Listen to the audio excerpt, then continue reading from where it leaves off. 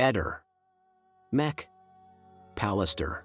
Mercoledì 29 novembre. Oggi è San Saturnino. La frase del giorno è: vivere con lucidità una vita semplice, silenziosa, discreta, tra libri intelligenti, amando poche persone. Accadde oggi, 29 novembre 2012. La Palestina entra a far parte dell'ONU con 138 voti favorevoli, 41 astenuti e 9 sfavorevoli. Israele, Nauru, Palau, Isole Marshall, Micronesia, Panama, Canada, Repubblica Ceca e USA. Lo sapevi? Il record di Oscar vinti lo condividono Ben Hur, 1959, Titanic, 1997, e Il Signore degli Anelli, Il Ritorno del Re, 2003, con 11 statuette ciascuno.